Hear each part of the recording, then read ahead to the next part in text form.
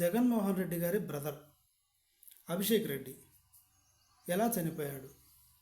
జగన్మోహన్ రెడ్డి గారికి ఎలా బంధువు అవుతాడు? జగన్మోహన్ రెడ్డి గారి హస్తం ఉందా? ఉంది అని ఎందుకు అంటున్నారు? శవం దొరికితే జాతరలో పందిలాగా డ్యాన్స్ చేసే టైపా జగన్మోహన్ రెడ్డి గారు? అసలు విషయాలేంటి? ఎలా చనిపోయాడు?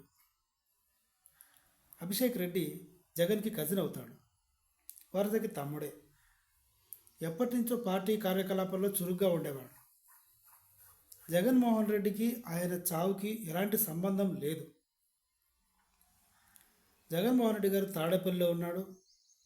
ఆయన హాస్పిటల్లో మరణించాడు. ఆయన చనిపోకముందు ట్రీట్మెంట్లో భాగంగా ఆయన హాస్పిటల్లో జాయిన్ అయ్యాడు అభిషేక్ రెడ్డి. ట్రీట్మెంట్ తీసుకుంటూ సగంలో చనిపోయాడు. అది ఆయనకు వచ్చిన వ్యాధి వల్ల ఆయన చనిపోయాడు. కానీ కొంతమంది టీడీపీ కార్యకర్తలు, టీడీపీ యాక్టివిస్టులు కావాలనే జగన్మోహన్ రెడ్డి గారిని ఇరికిస్తున్నారు. దీంట్లో ఇలా ఇరికించడానికి కారణం కూడా జగన్మోహన్ రెడ్డి గారి మీద వస్తున్న ఆరోపణల కారణం కూడా ఆయనే బేస్ చేసుకున్నాడు. ఆ బేసే కోడికత్తి, బాబాయ్ హత్య, ఇలాంటివన్నీ.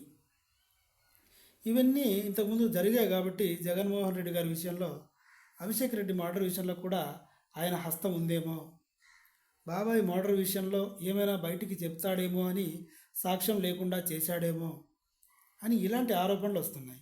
ఇవి ఇంకా తక్కువే, నాకు ఇన్ఫర్మేషన్ తక్కువ ఉంది, నేను తక్కువే చెప్పాను. ఇంకా ఎన్నో ఆరోపణలు వస్తున్నాయి.